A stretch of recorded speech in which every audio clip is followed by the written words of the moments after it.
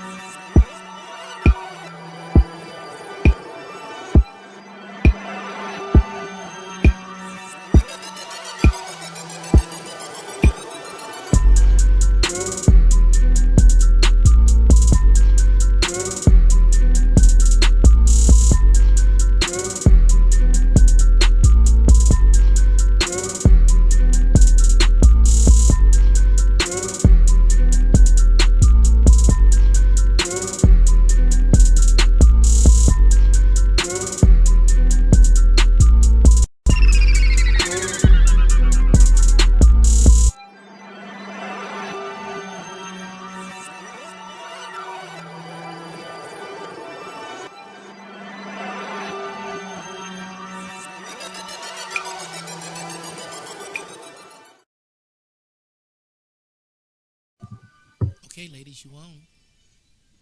Thank you. This is much better too because I can actually comment on here when people talk.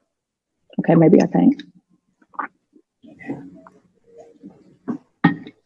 Hello, hello, hello. Happy Monday. Kim, can you see? So we're doing I can see. With everything going on with the coronavirus. So we are Zooming into you, literally. Yes. So we hope you're tuned in. This is KMP Presents. Thank you. And I'm Portia. So welcome. We are so excited about tonight's show. We have the creator of San Antonio Prep, who's going to be joining us tonight. I'm so super excited to talk to her. So she'll be coming on a little bit later, but you definitely want to stay tuned for that. Before we get into that, though, me and Kim, we have not physically been around each other. No. This is like the had a Corona brunch, and it was the last time I saw her. I miss her. It's not the norm for us at all. At all. Like we've been using FaceTime to the fullest. Like happy hour. Else has had a happy hour. Yes, we did. And I needed to see my nephew. I miss my baby. I miss him so much. Baby too.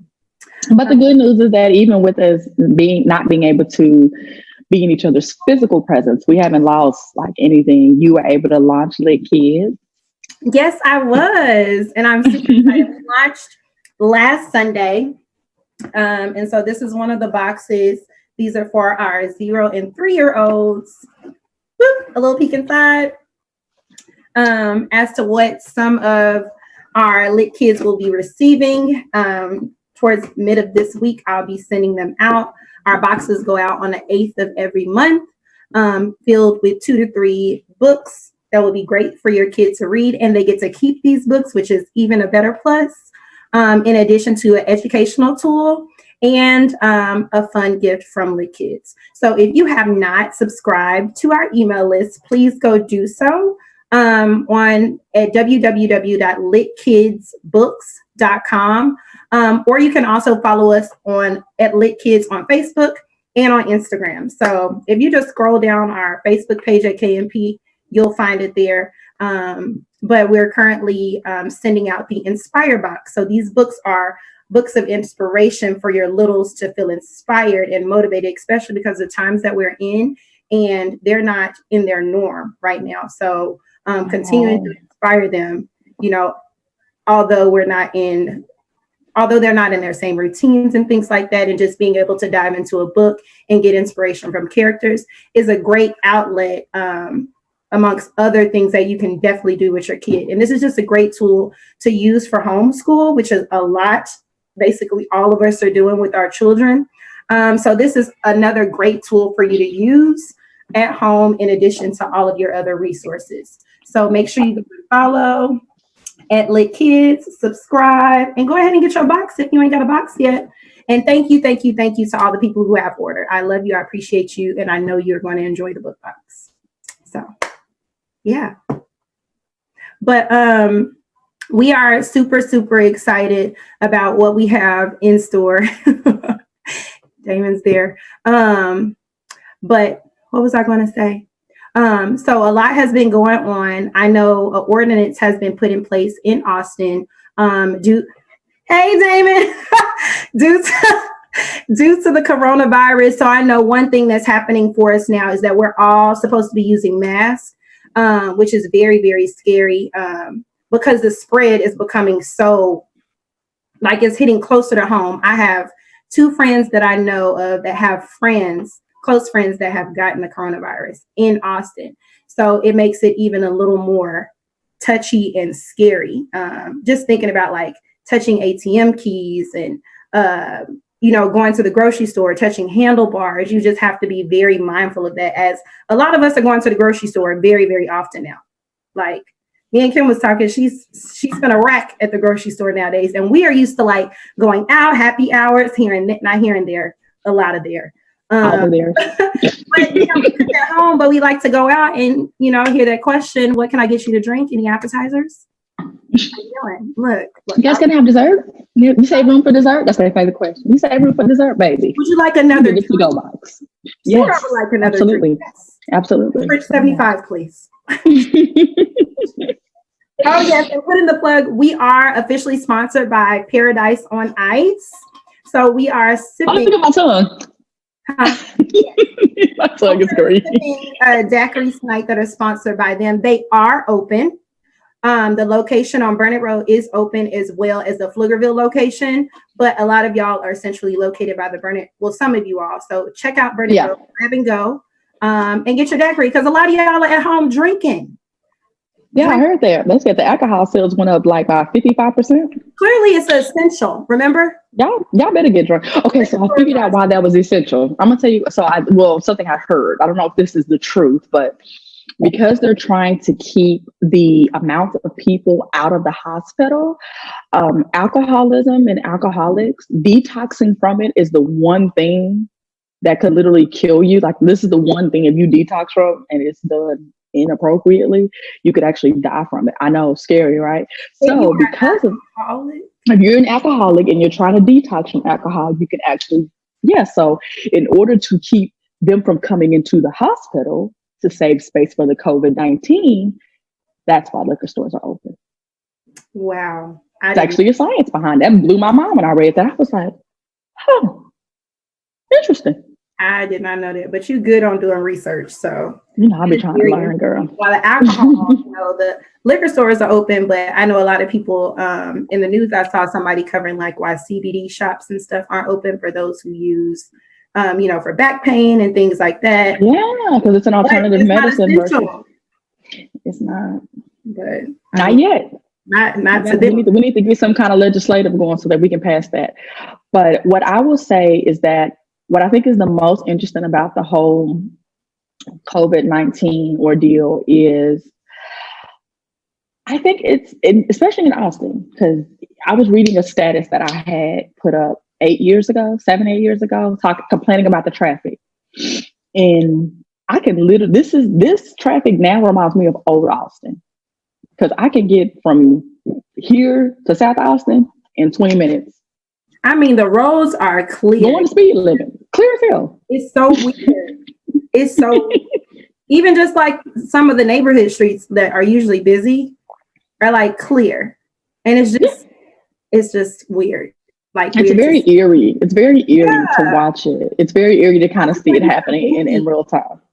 I feel like we in a movie. Plus we can time out.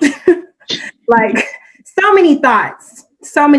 And just thinking about your mental overall, I know this is a trying time for a lot of us, and it's playing on a lot of our mentals. I know for me, and I've shared this with Kim and my girlfriends, I have really been getting more in touch with God, and it really has helped me, like doing devotionals by myself as well as with groups of friends, has really kept me encouraged, kept me faithful, and kept me at peace with everything that's going on, because it's you can't do anything about it.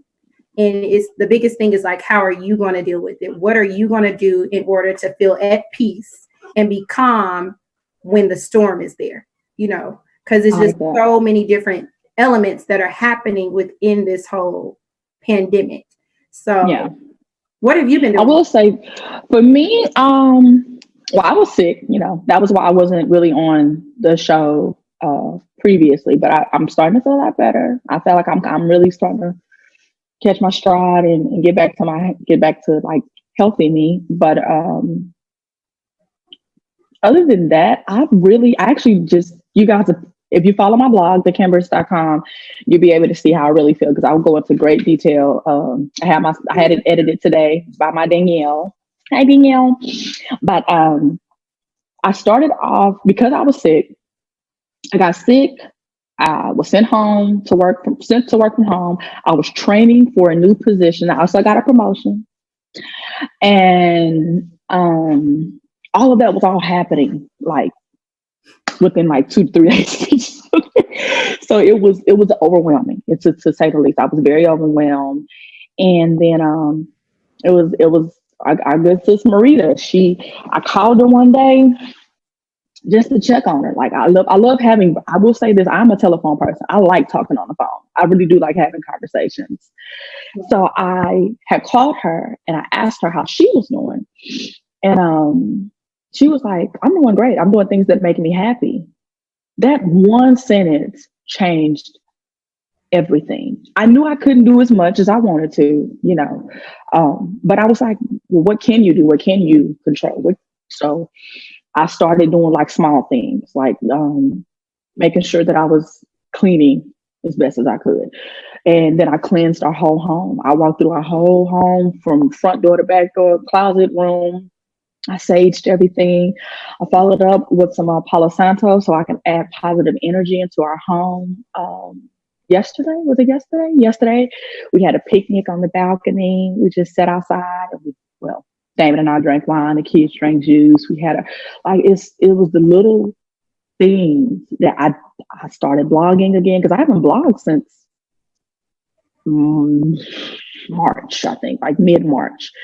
And I noticed that even with doing that, like my health started to even get a little bit better, like starting to do like just putting out that positivity, doing those things that made me happy, that I could do that was within my realm, because I practice social distancing to a fault. Like I really don't like going to the store. I literally go when it's the very last thing I can do. All of the places, the Instacart, and I have Amazon Prime, all of that stuff is like booked out. You can't even book to go pick up groceries. You can't book to have them delivered to you. And it's just like, okay, I got to do what I can, because I still have, now my kids are home full time, Right. So it's been one of those things where even though I was getting frustrated with them, I was getting frustrated with him. We had to figure out a way to really be like, okay, we're in this together. Who is that?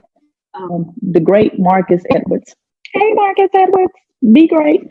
I had to actually figure out ways to say, you know what? I'm gonna make the best of this, because it's already stressful on my children. They don't understand this. Peyton asked me to check your cheese at least 4 times a day.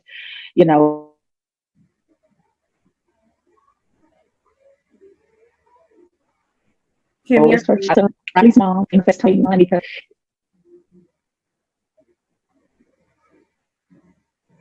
Kimberly, you're freezing a little bit. That's what happens with Zoom. You there, boo? Did it connect? I can hear you. Let's see. Is it still freezing? No, I can hear you now, but you're frozen. Yep. Nope. Let's see. How is that? Is that still doing it? No, you're better now. Is that better? Okay. I just switched to the dangerous 5G. Oh Lord. We've had 5G for like a year now, so I don't know why everybody should trip about it. But I don't really know what that is. What was it? You talking to somebody who works for a technology company. So when I look at things like 5G, I just look at it as faster internet. Right. I mean, so I don't know. That's what they say, but I don't even. So not to put a damper on like everything that the world is dealing with coronavirus, like before we bring on our guests, I just want to hype up that these DJs have been going hard on social media. Like we can't go to the club, but they've been going in. I didn't get to love it. Versus T-Pain. It was the best thing I ever seen in my life. Yeah, it was so amazing. After the fact, but it was lit. Like, So amazing. so nice. And it's just so many DJs coming on and like providing that club vibe at home. And if you around family, I feel like it's even funner because you dancing and having The throwbacks. and then even what's his name? Day Day? That's not his name, but on Friday. He hosted come on, what's his name? Mike Epps. Mike Epps. He hosted a roller skate party on Instagram. And I thought that was cool. So a lot of people are being very innovative and very creative in this time. This time is a time to really hone in on your passions and things that you really wanted to do. But, with life and you being busy and going here, going there, helping this person, doing this, doing that. Now you have time to be still and focus on what's important and the things you may have not had time for. Now you got time. Like, can't too many people say that they ain't got time. You got time. You get my text message? You had time. Actually, yeah. I know you. What are you doing? You had time. Look, I saw you on Facebook. You had time today. Where are you? Okay. So, look, we all got a little bit extra time. So I just encourage you to tap into your creative mode or the things like Kim said that make you happy. You know what I'm saying? And just it makes a difference. It makes a difference because it really is all about how we perceive and we make our reality. We make whatever we think in our mind a reality. So we're putting good, happy thoughts in our mind. That can be our reality. If we're putting negative thoughts, if we're, oh my God, they're too loud. You gotta detox yourself. I don't even watch the news no more. I'm sorry. My mama is my news reporter. Shout out Mama Hodge. That's where I found myself like, oh my God, we about to die. I need to get a gun. So just some stuff go down. I'm like, you just start thinking all of this stuff. And I was like, I got to remove myself. And since then, I've been so happy. Like, Corona, I'm aware of it, but I got other stuff going on. Like, I just feel like as long as we are practicing social distancing, y'all really have to stop going to each other's houses, hanging out. I can't stress it enough because you don't know who has it. I think that's what everybody's missing. Nobody knows who has it. Nobody can tell who has it until you've been tested. And it's not easy to even be tested. It's just not. Don't do that to yourself. I know you miss your friends. I get it. But with the way technology is right now, just like how like I said, I'm still kind of support you. We're still talking to each other every day. We're still giving each other advices. We still see each other's children. We still see each other. You can make things happen. Y'all really, for real, stop it because it's not worth it. You can get sick. We've had people our age who were perfectly healthy pass away. Stop taking chances on your life. Stop going to Givens. Stop going to Barton Springs. Stop going to Lake Pflugerville. He was at Givens today. Like, what are you doing? Go. Y'all annoying. Sit down. So that's the ghetto. Just Jenny said something that was interesting. She said, I like the idea of why liquor stores are open. To me, it's economics and prevents society from being all crazy since we love our alcohol. Clearly. In Africa, Cameroon for sure, schools, restaurants, and other businesses are shut down, but the bars open till 6 a.m. And then 6 p.m. They open till 6 p.m. So, and she also said, I can't imagine how you guys are doing with your children. Stay strong, ladies. Shout out to P, because P is a mama and a teacher. Like, I be trying to record lessons, have Mike do his lessons. It's a struggle. So shout out to all of the public, what do you call them? The workers of the public workers of the essential workers, baby. Essential workers of the world. The teachers, the nurses, the doctors, the trash people, all the checkers, the baggers. Although I'm not out there, it's as educators, we still have to be available to these kids. And some schools are doing better at being more prepared than others, but for those who are very invested and dedicated, it's a lot as an educator to still try to, as an educator and a parent, to try to homeschool your child and still be an available, invested teacher with your students. Like every day I'm recording lessons. So I got Mike doing stuff while I'm recording lessons, or I'm up early in the morning or late at night recording so that my students can still get a similar routine of how our classroom normally is. I'm It's Zooming so heavy, students. y'all. I'm doing live read alouds through Zoom with my kids. Like today, I FaceTime one of my kids because it was her birthday, and usually we'll celebrate in the classroom, but we can't do that. So I just tried You to. said you felt sad about that. Portia said I felt sad. She wanted to hug her student. She missed I her baby. cried. I was like, happy birthday to happy birthday, boo. Happy birthday. Like, I miss my babies. I really do. I do. I really do.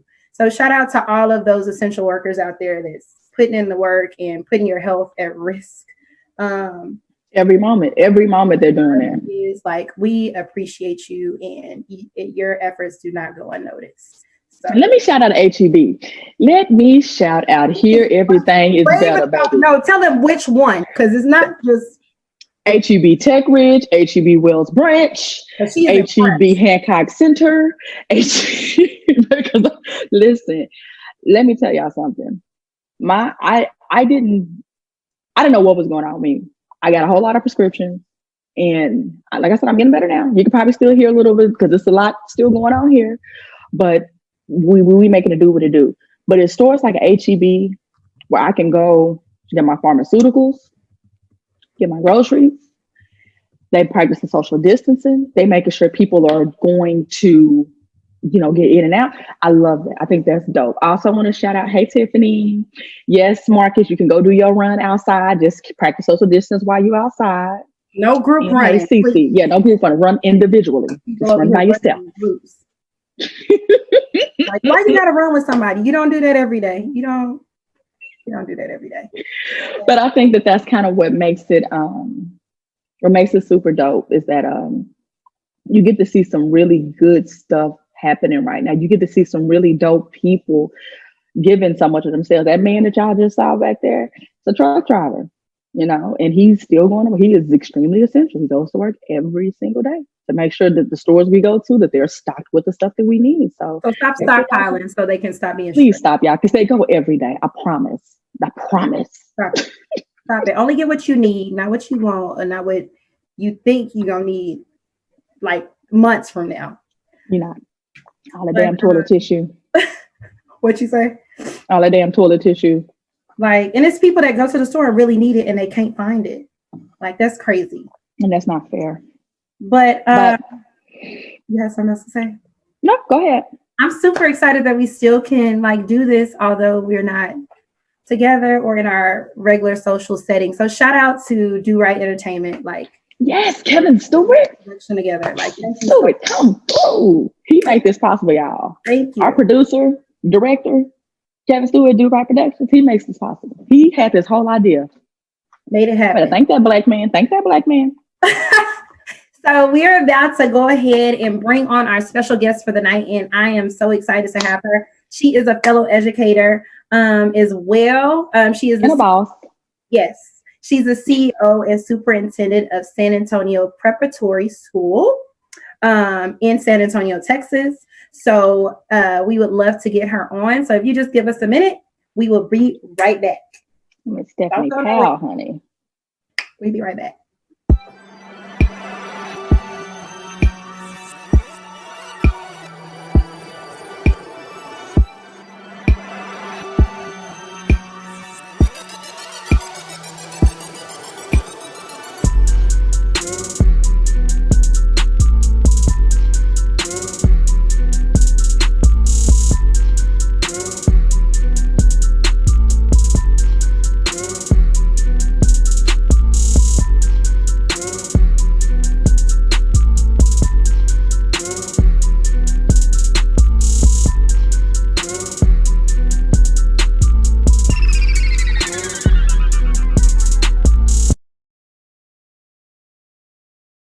Uh-oh, Marcus said he want to join your team.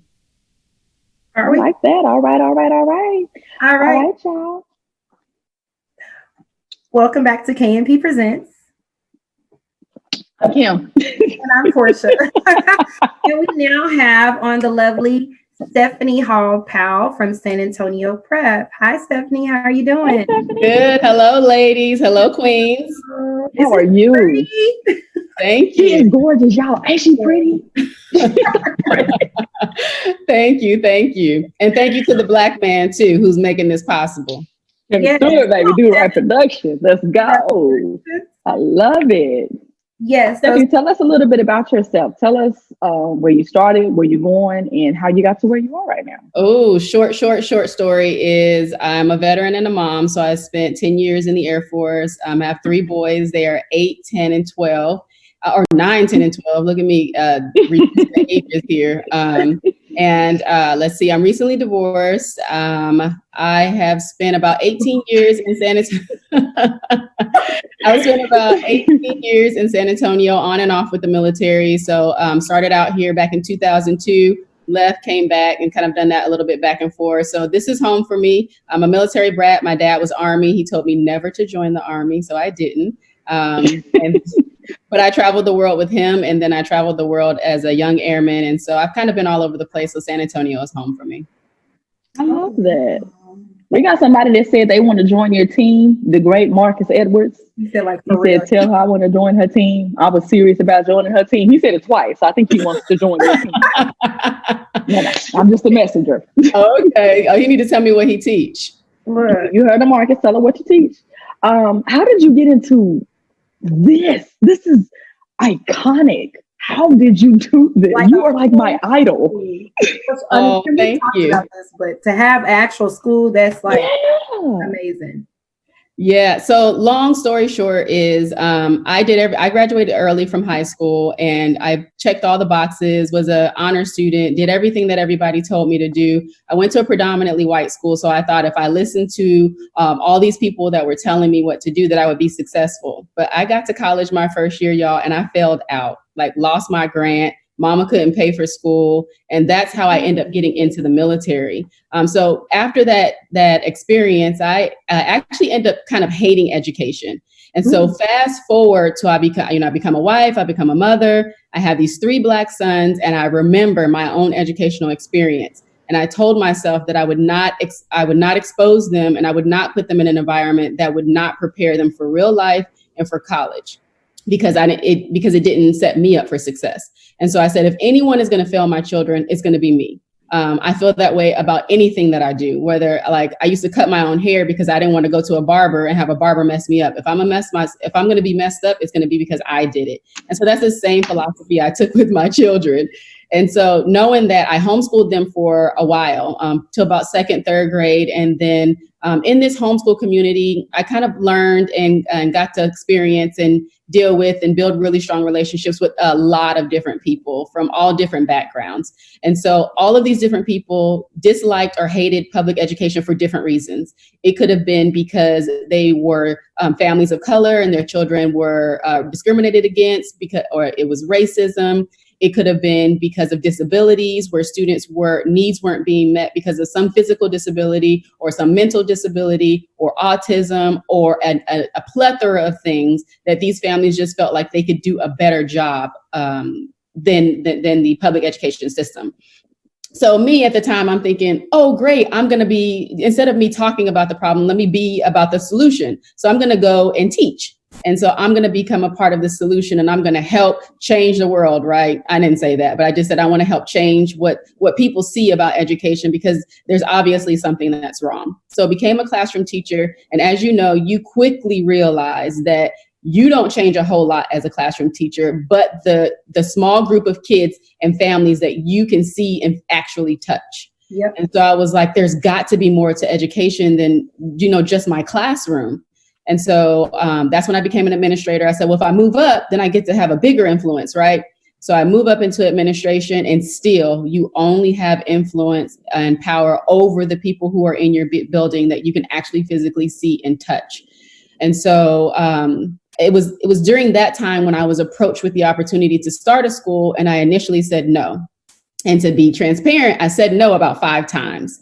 And so I really didn't, because I knew that it was very political. I knew that there were a lot of things that came with starting a school that were outside of education. And all I really wanted to do was be a solution to a problem that I thought I saw in education, where discrimination was happening with disabilities or with racism or whatever the case may have been. And I didn't want all of the other fluff that came with it. Well, fast forward, obviously, I said yes at some point, because I said, if not me, then who? And if not now, then when? And so we always wait for somebody else to come and save us, right? We always like, well, somebody else will do it. You know, I'm not good enough. I'm not tall enough. I'm not pretty enough. I'm not great enough. I don't have enough education. I don't have enough. And when do we stop saying that we don't have enough and we be the solution? And so that's basically what happened is I stopped making excuses and I said, okay, let's do it. And so, yes, I have to deal with all the things that I don't want to deal with. But at the same time, I get to create this amazing school for brown and Black kids in San Antonio that really focuses on culture, love, identity, relationships, community, and connections, and really, really provides something that other schools in the city and maybe even the state are not providing. That makes me so happy. Like, kudos to you. Like, Thank You you. are a woman after my heart. My God. That is phenomenal. Thank you. Everything you said is like, first of all, it's like you almost took my personal thoughts and regurgitated them. Because education, right now, currently, I'm enrolled at Houston Tillotson University to get my degree in business administration.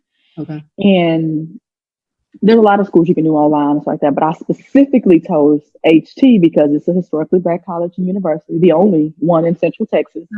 And I wanted that camaraderie. I wanted to meet people and get that connection, because what I told myself was, once I get this degree, I'm gonna start a daycare. I love babies. I love babies. And I want to be able to really teach our babies, like really teach them. Like, you didn't get to see my daughter. Maybe you did before she ran. She scurried across to get to her daddy. But if you talk to her, she would say, I'm a princess, and my mommy is the queen, and my daddy is the king, and my brother is the prince. And she's the sweetest little person you'll ever meet. And it's because I pour into my baby. By the time she was 2, she could spell her name. She knew how to count to 30. And that's because we did that at home. And it's like seeing her do that. It's like, our babies are capable of a lot more. Yes, they don't get taught that. They get taught that this is what you're capped at. This is what you learn at this level. And that's it. Yep.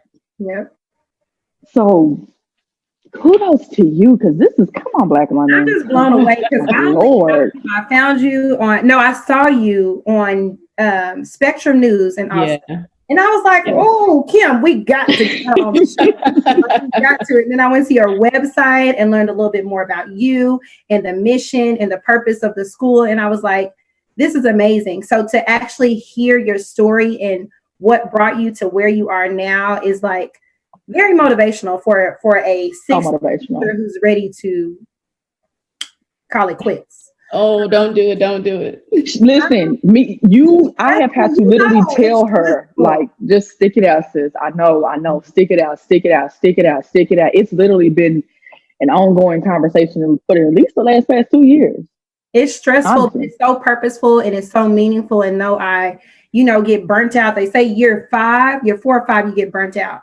Yeah. Although I'm burnt out, like just being in the space that I'm in now, not being able to touch my kids and physically be able to interact with them has really taken a toll on me. Like I said, I was crying today, like on FaceTime with a student because I wasn't able to actually make an impact on how happy I was that it was her birthday. Yeah. So although I'm burnt out, I know that I'm making a difference and I'm impacting my students' lives and they're impacting my life, because if it wasn't for me teaching, I wouldn't have taught my sons as much as he learned before he even got into school.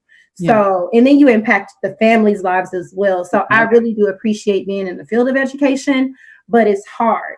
So that's why I really take my hat off to those parents who are homeschooling. And that's what I wanted to get into more, because you mentioned that you homeschool and you got 3 boys. I got 1 and it feel like 5. So I got 2 and one don't even really talk that much. Like, what are your words of encouragement or like tips or suggestion? Because most of, all of America is at a point of like homeschooling their kids. So what would be your suggestions for them? Because I'm a teacher and it's a struggle for me. Homeschooling. So what we have to understand is that families are not right now are not traditionally homeschooling the way that homeschool was designed to work. And so homeschooling families have one person that works and then one person that stays at home, and their job is the home and homeschooling. And so what has happened to us is we have our children at home, but we all work full-time jobs. And some of us went from working 8 hours to working like 14 hours because for some reason, once we got home and we got on this technology, like people just assume that meeting after meeting after meeting, now we don't have to drive to them, right? So they're being scheduled back to back. And so I spend a large amount of my day online. But my suggestion to families is that do not try to recreate school at home, because is you can't do that. It's not feasible for you to be able to devote 100% of your time to your child or children, if you have multiples, and to your work. And so for me, for instance, there are a ton of things that we are trying to get ready before our school opens August 3rd. And I also have 3 kids that I also have to help with their homework, right? And so what we do is we set aside time. So I have very independent learners in the sense that I can make sure that they're getting on their Google Classroom and getting things done. Like 8 o'clock, you do this, 9 o'clock, you do this, 10 o'clock, you do this, and then you should be done for the day. But then I have my last one, my 9-year-old. Yeah, that doesn't work for him. Okay. This is my wanderer and my thinker and my one who's like, ooh, like a squirrel. Yeah, that's him. And so for him, I have to either schedule time in the morning or time in the evening with him to help him with his work. Or like I also tell some of my coworkers or my colleagues and people who work for me is schedule an extended lunch break to help your children if they have like Zoom calls or things that they have to get on during the day. So do not try to recreate school at home, because that's just not realistic. Do what you can when you can. And if you don't get to some schoolwork that was due on Monday, y'all, it's okay. Do it tomorrow. I'm going to be honest with you. Yeah, because I needed to hear that. Like his kindergarten teacher, which is my coworker, I'm like, Mike, you got to do math. You got to do phonics. Like, okay, we haven't done this. You didn't do art. Like today I was like, you didn't do art. It's 6 o'clock. So once you get home, we got to do art. But I have to think, rethink, like he's not going to get to every single thing, and it's okay. But as an invested parent in my kids' education, along with I'm sure a lot of other parents, you're just scared, like, is my child going to miss something? Is my child going to be prepared for him for first grade? Is he going to be ready for that next grade? What do I need to do to make sure he's continuing to be prepared for what's next? And so I agree with you that it's not sustainable. Like, and with you trying to build in a classroom setting for your kid, you become frustrated. Like I told Kim, I found myself raising my voice, and I have to check myself, be like, God, help me, please. Like, because I find myself, my temperament being tested. And he will also remind me, like, Mommy, you're yelling. And so I have to step back and be like, okay, this is new for him. This is new for me. And we are only going to do what we can with the time that we have. So I'm really big on being kind to yourself. Like, that's something I use the word kind in our home a lot. I tell my daughter, be kind to your brother. Speak kindly to your brother. Yeah. I've been challenged because she's 3 and he's 1. So for me, I'm teaching him what she already knows and teaching her what I feel like she needs to know. All while trying to still heal myself. Right. And work, because it was all right for a little bit. I was excited about working at home. Then they preschool shut down, and I was like, and like I said, yeah, exactly. And Dad is a truck driver. Dad works overnight, so it's literally me and them. And I'm on the phone the entire time that I'm at work. So it's like something got to give, because I can't manage and maintain it.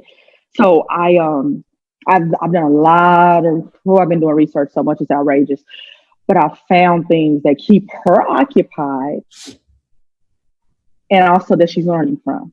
With him, it's a challenge because he's 1. Yeah. He just wants to explore, touch, put stuff in his mouth. He's teething.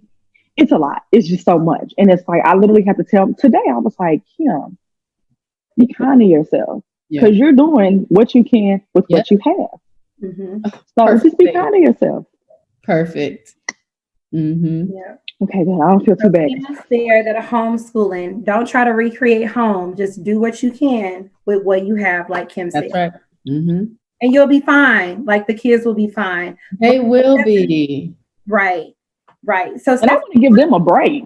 I really don't want my kids when they're at school when they're at home. I want them to still feel like they're at home. Like I want them to be comfortable because I don't want to overwhelm them. I feel like school can be overwhelming even as a preschooler.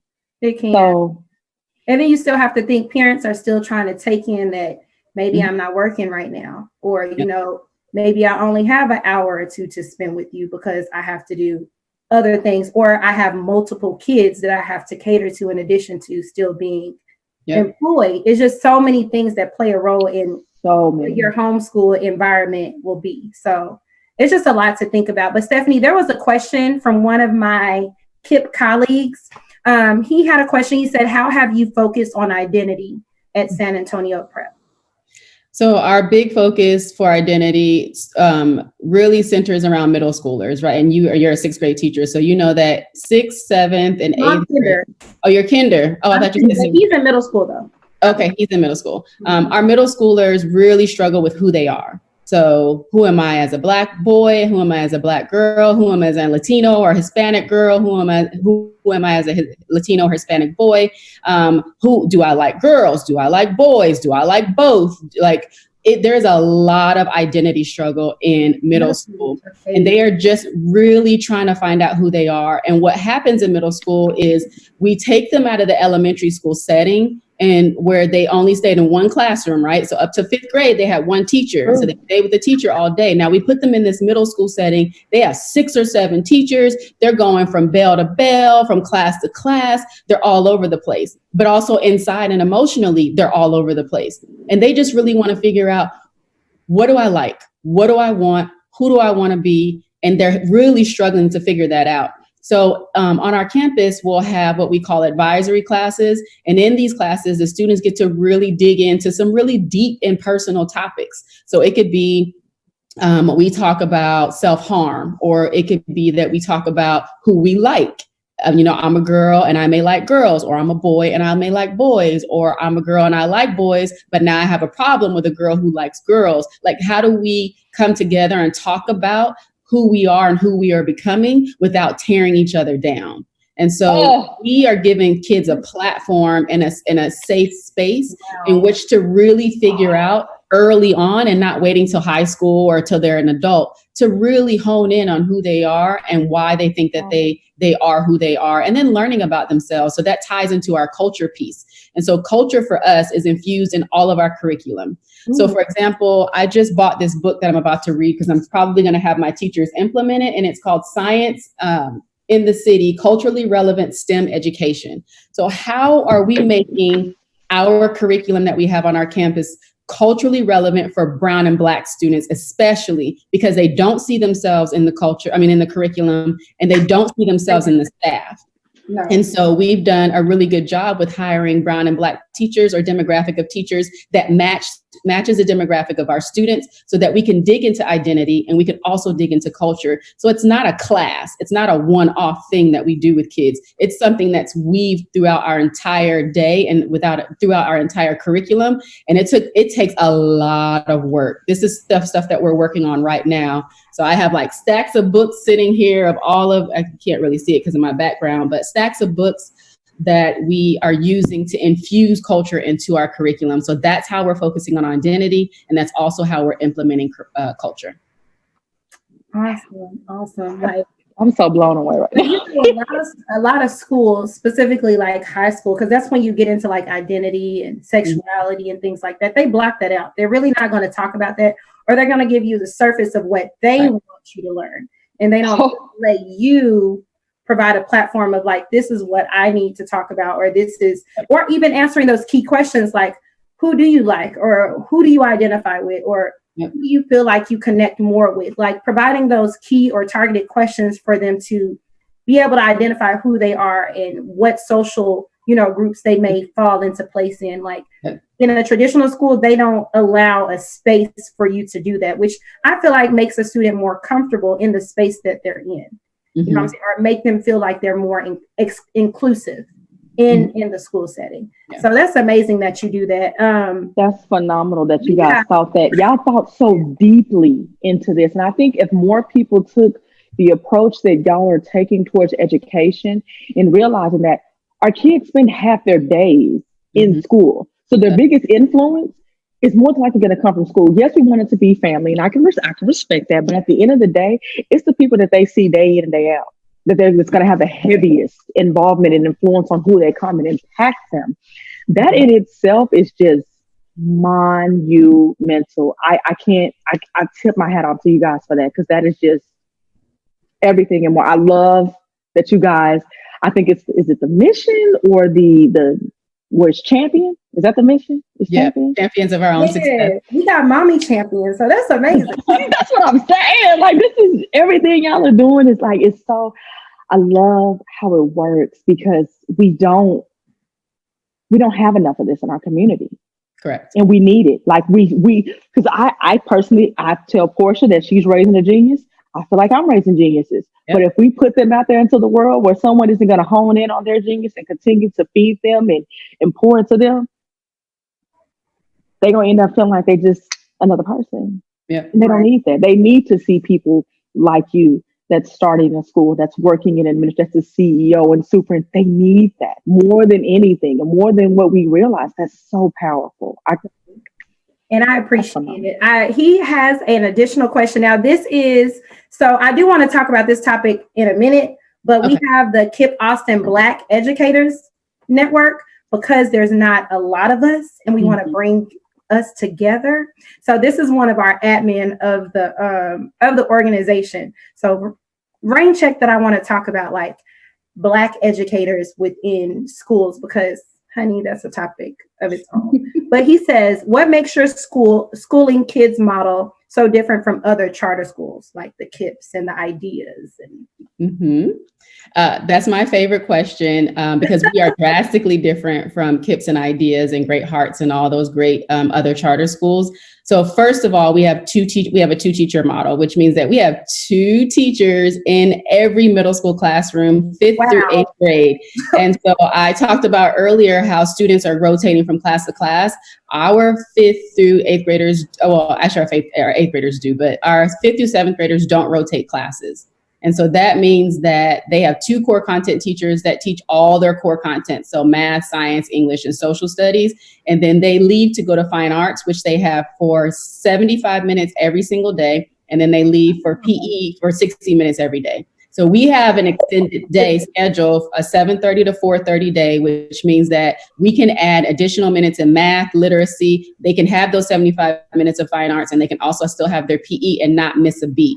So that's one thing that makes us drastically different from other schools. I'm just flabbergasted, because at KIP is like 45 minutes of this, 35 minutes of this, 25 minutes of this. If you ain't in this time frame, you might get in trouble. Like, you need to be on this schedule. So to just hear that you have time and opportunity to give more time to math or give more time to fine arts or just give more time, period, whether it's community time or whatever, that is amazing to me. Because even the fine arts aspect, that's phenomenal. 75 minutes, that's almost unheard of. They're trying to get rid of the fine arts. Like, that's the first thing that goes away. And you making them work out for an hour, because we do know how important health is. We need that. That's and it's especially important for brown and Black kids. Listen, we go. I'm going to tell y'all something. That we haven't even mentioned, because your impact, greatness from the site. You get free backpacks. Yes. Free school supply. Yes. Free apparel. Yes. Free meals. Yes. Free trips and visits. Yes. Free after school care. Yes. Free sports and clubs. Yes. Free student resources. Yes. Free community resources. Yes. Y'all.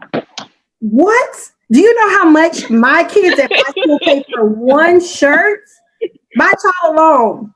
Like, and for you to provide that free of charge, you know, so many students come from low income families. They can advantage it, but it's mandatory that you have those shirts, have these uniforms in order to be considered, you know, not just a part, but just be with everyone else. Like you have to have, it's a requirement. If you don't have it, then you're gonna get a phone call, or you might get sent to the office with middle school. Right. Like middle school, they don't be playing with that uniforms. Right. For you to just provide that free of cost, that's such a heavy weight lifted off of the families. Mm-hmm. Because I know families that stress about that, and kids that come with holes in their shirt because I only got one shirt for the entire school year. Yeah. And because I have to wear it, this is what y'all gonna get, a holy shirt. So that's amazing within itself, in addition to all of the other free resources that you give. Because I have kids to come in school all the time. They have a backpack maybe the first week of school, and I'm like, where your backpack at? Mm-hmm. So for you to just provide, that's phenomenal. Like I'm amazing. I need to know if you plan on expanding a little bit up 290 to Austin. I'm just like, San Antonio ain't that. It's not. Marcus, what's up? Let's go. I'm skipping jump. Come on, Marcus. And I read that you have 360 available seats for 5th, 6th, and 7th graders for the 2020-2021 school year. I have to ask you, do you feel like COVID-19 is going to maybe interfere with you guys opening? COVID-19 is not going to interfere with our opening. What COVID-19 is going to do is make me work 3 times harder than what I'm already working. Because we're because we're still opening. We made promises to families before COVID-19 came in, and we had about 200 families that committed to our school already. And so we're not going to just say no because we can't reach maybe the next 100 families to reach our 300 number. Like we're still going to make it happen. And even if we have to start online, because, for whatever reason, TEA says the new school year, you're starting online, then guess what? You're going to see me with my bright face with my San Antonio Prep logo behind me as we start school August 3rd. Like it's not going to stop whether we do them in person or whether we do it online. But our school is very much needed in our community. And I'm not going to let some virus tell us what our families can and can't have. Right. She cheers you. Cheers. That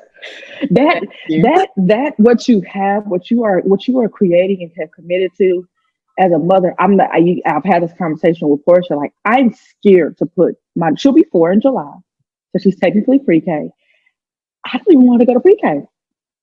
Because I'm really nervous that she's not going to get the attention, the curriculum that she's receiving now in school. Because just like you guys, their preschool has 2 teachers per class, every class.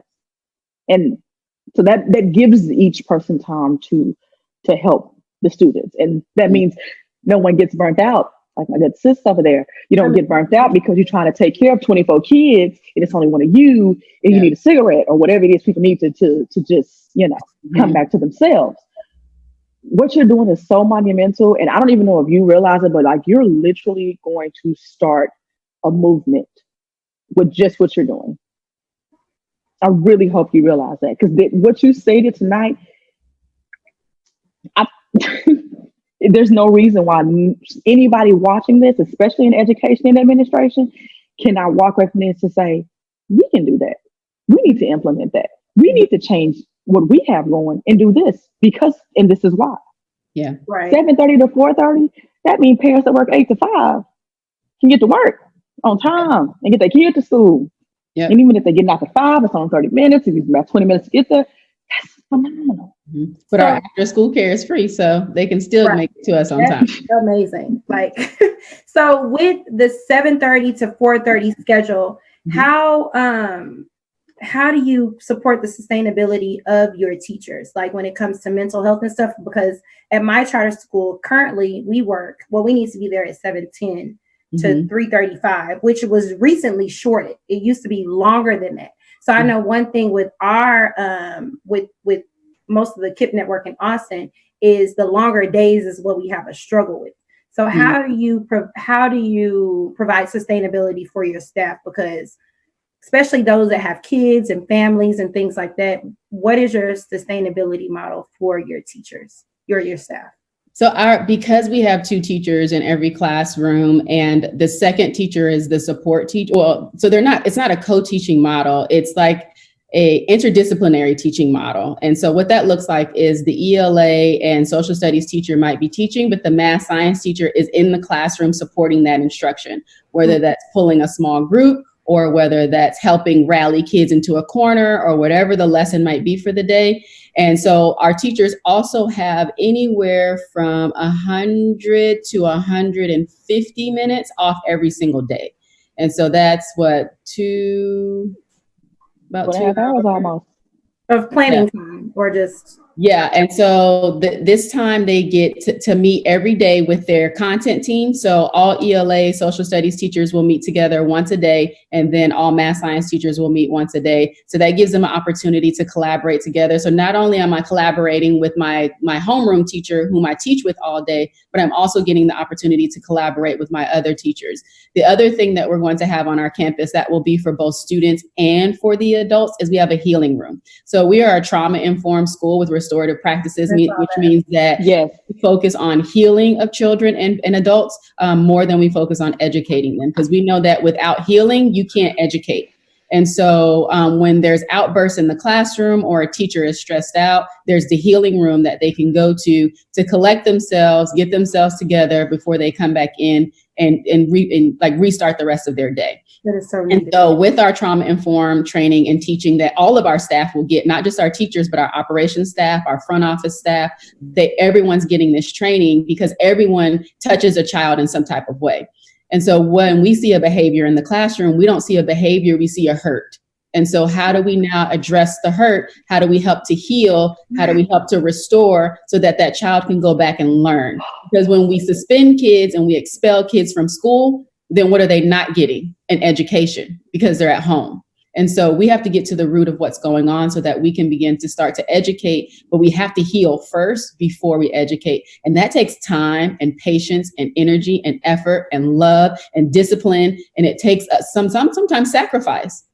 And so, so those are some of the pieces where we help both adults and children on our campus. And then as far as our teachers' professional development, we give every one of our teachers at the beginning of a school year an individual education plan, kind of like students, because we know that all students are different and so are all adults. And not every adult learns at the same pace and the same rate and needs something different from other adults. So we will have group professional development, but at the end of the day, it is really about what that individual teacher needs. And because we have the 2-teacher model, it works out really well for us to meet individual teacher needs and not miss a beat. You want to know what's interesting? Marcus, and I hadn't even said this, so the fact that you already did this is just like, Marcus said, how do you support staff mental health? How does your organization support staff with self-care and balancing their personal lives? The fact that you already outlined that without even asking that question is just like, you guys literally, you took time. And I think that's what a lot of people lack is time. And you looked at it not from how much money I can make, but how can I make sure everybody is human and treated as human and make sure they're taken care of? Yeah, before the academics. Correct. Before anything, like that's. I will send you my link to my blog, because the biggest thing to me is mental health, mental and emotional health, and we don't talk about it enough. It's so taboo in our community. We don't. And the fact that is the thing for you is like, you get it. You get what a lot of people, a lot of employers don't get. Mm-hmm. Yeah. So how do you support the families? Because, if you are dealing with kids that come from trauma or homes that deal with trauma, how do you support the families that are also dealing with that trauma? Because, as an educator, you wear many hats. And so you might be a counselor to a family. You might be, in addition to a teacher, just, a guide into like resources. It's just different hats that you wear. And I know the parents have came to me asking several questions, and I don't have all the answers to those questions. So how do you provide, support to those families in addition to the students? Mm-hmm. So as some of the resources that we can provide on our campus, so like with the healing room and with trauma informed and with restorative practices, some of those will have counselors on our staff where our families could see those people who are on our campus. The other thing that we thought through, and this is going to be an iterative iterative process, right? Where we have to learn and grow from our mistakes. But the one thing that we think will be beneficial for our families is connecting with as many community organizations that provide free resources like counseling or food or diapers or some type of public assistance to our families if we cannot provide those things. So if I do not have diapers on my campus, but I have a couple families that are in need of diapers, I have now partnered with this organization that provides free diapers. So I now reach out to the organizations that we partnered with, and we put them in connection with the family so that the family's needs are met. And so what I recognize is that I'm not a be all end all, right? I'm one person. This is one school. But what we do understand is that there are lots of people who are helping people. And so it's my job to find all of those people, partner with them, connect with them, and allow those people to be the arms and legs of San Antonio Prep as well. So when a family comes and they are in need of something, I know the exact organization I'm going to call and be like, I have 10 families that need this. When can you drop it off so we can give it to our families? Awesome. That's great. That's really great that you have like just a diaper that is going to help. Mm-hmm. Yeah. Diapers are high. Like that's amazing because we only certain schools only have the typical resources or direct you to the government resources and things like that, but for you to really do your due diligence and research and have those resources available outside of the norm just in case they're needed, you are blowing me away, Stephanie. Like, thank you. Look, let me stop. Wow. So I have a question because being in education for 6 years, one thing I've battled with is that I want to teach more of the youth that look like me. Like I want more children that are, African American, that are brown skinned kids. Now, most of my kids, majority of my kids are Hispanic, or Latino descent, which is great. But what is your percentage of brown and Black kids at San Antonio Prep? So right now we have to go based on the average of the students that we have applied to our school. So we're about 60% right now, African American, and then our other largest percentage would be Hispanic, Latino, and then the rest would be other. So we just have to go based on the applications that we have on file. But other than that, we just use the estimate of the local schools in our community. And right now we're in Judson ISD. So our local schools are about 30% to 40% African American, about 50 to 60 Hispanic, Latino, and then the rest is other. And so we initially based our numbers off of our local schools because that's just smart, right? You just base it off of. But what we have noticed is that we have gotten an increase in Hispanic and Black families that are interested in our school. And I think that's because our leadership is Black, to be honest with you. Absolutely. Representation matters. Like if you go to matters and see Hispanics and Blacks at the front office or just in admin, it makes you feel a connection before you even talk to them. Like you're comfortable. You're automatically comfortable. You're like, I know her. Yeah. Hey sis, the preschool my children go to, the director is Black. The front office staff is Black. The assistant director is Black. I chose that. I'm not gonna lie. I went to a lot of schools, even which probably won't mean much to you because I know you're in San Antonio, but like I went to Westlake because I want my kids. I know that age 4 and 5, the first 6 years of a kid's life is like the most crucial as far as how they're going to learn and things like that. So I went to Westlake. I went to all the ritzy, white areas because I wanted my kids to go to the best of the best school. They're on waiting list. I need to call them people to get my money back. But they're on waiting list because I was like, I want them to go to a school like this. But this school, from the moment I walked in, I was like, this is it. And my son, he'll be 2 in May. That's the only school he's been to his whole entire life because they took it seriously. When I walked in, I explained to him, hey, my daughter knows this, this, and this. Keep my baby on this course. No, that's fine. We have 2 teachers. So even if she's a little bit ahead, we'll have a secondary teacher that'll help her, keep her on this. And it's like, I can't wait to talk to you off camera because we're really over time. But wait. We talk off camera. Amazing. Like, I knew he was going to dig in deep to some good stuff, but you are doing some amazing work in San Antonio. And thank you. Love for some. Do a San Antonio Prep and then do an Austin Prep. Because we do Austin Prep. I don't know of a school in our area that's like that. I think maybe Texas Preparatory or maybe not. I don't know. But, and I think they're lower elementary, but I don't know of a school that provides that type of environment for a child. And I would love for my child to go to a school like that. Like my mom said, Your mama just said it. I saw that. Prep. Like you got a couple of years, but we can make that move. But yeah, I know it's so many parents that will be appreciative and grateful for a school that provides that type of environment in addition to them learning and, molding them into an amazing human being. Mm-hmm. So kudos to you again. Like you're doing amazing work and you inspired me. Like, oh, thank you. Really appreciate. I would love. We can talk off camera, but we gotta talk off camera. Because me and Marcus, my coworker, he like we got to get her to speak at one of our.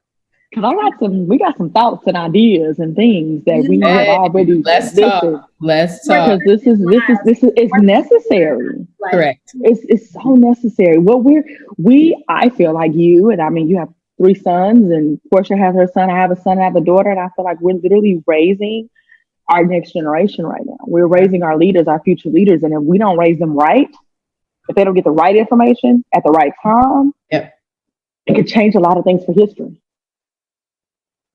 Mm-hmm. Thank you. Thank you.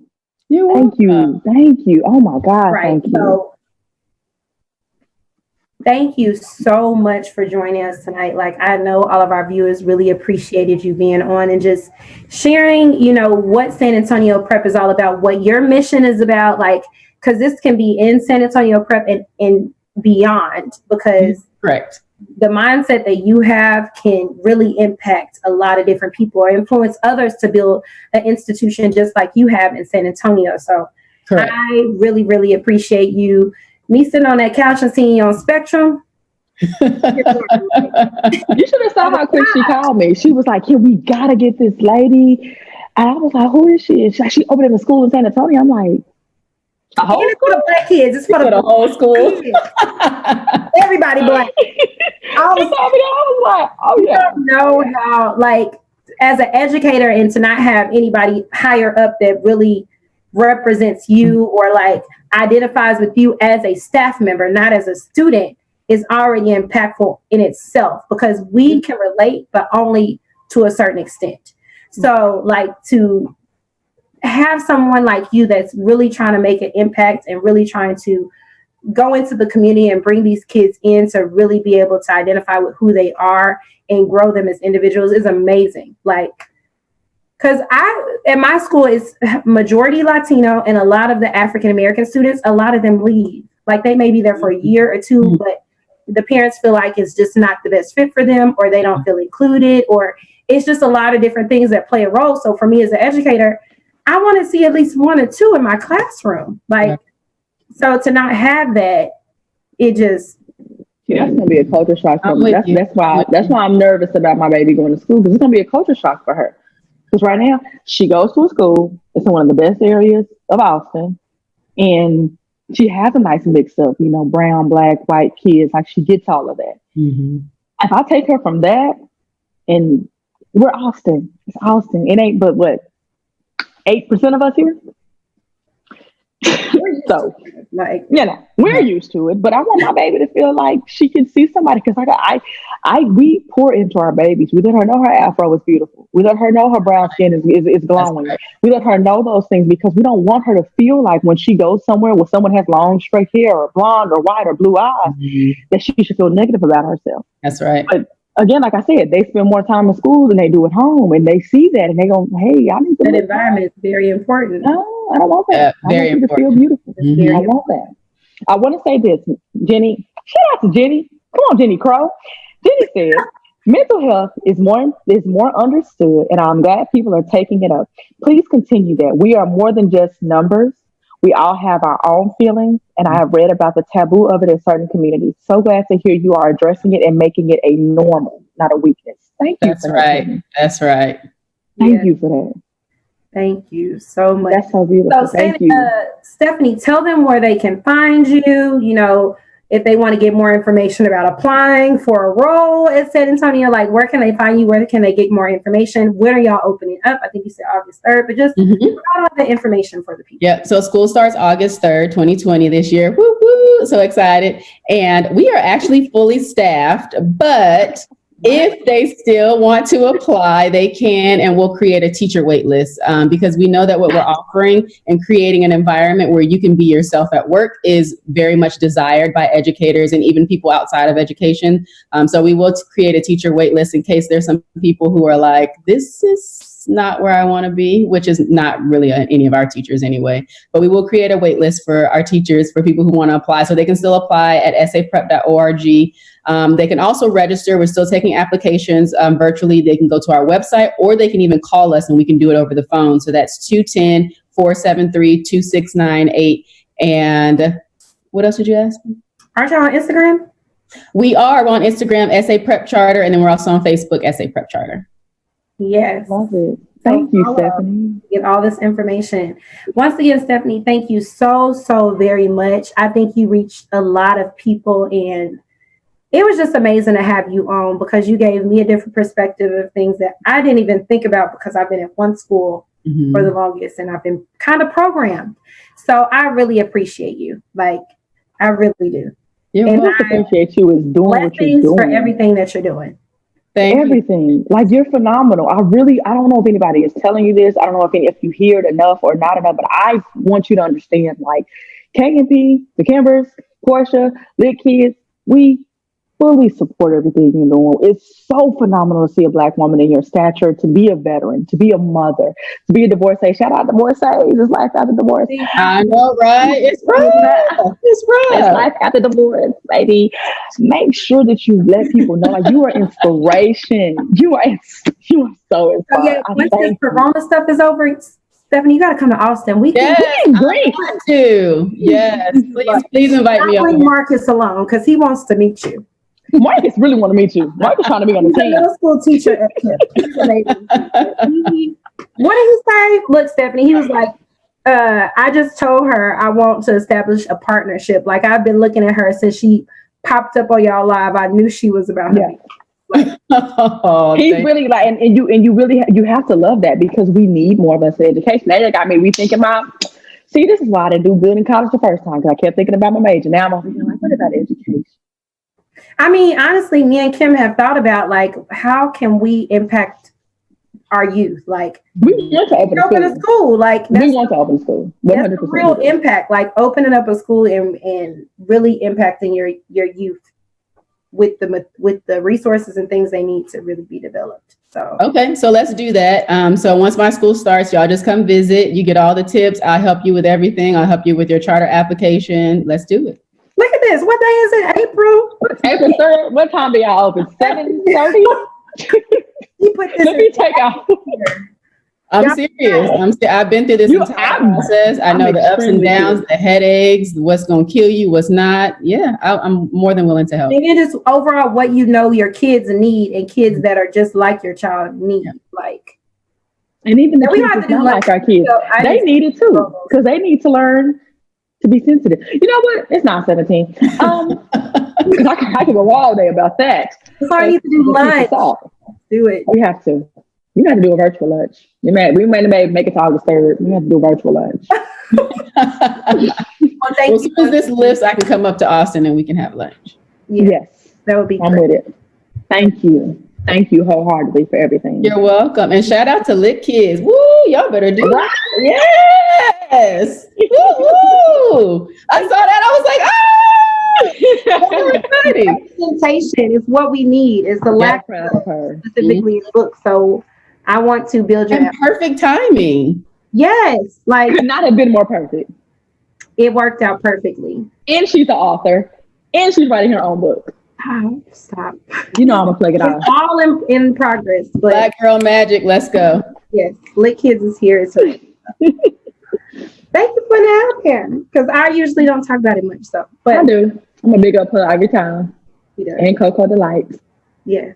Well, once again, thank you, Stephanie. You have a great week. Don't work too hard. We know you over there doing double time. Yeah. Don't work too hard. We appreciate Thank you. And if we can help, let us know. Let us know if we can help you. Okay, we'll do. Thank you.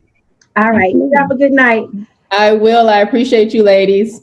All right. Thank y'all for staying with us tonight. This is KMP Presents. Yeah. Hey, Mikey. Yeah. All right.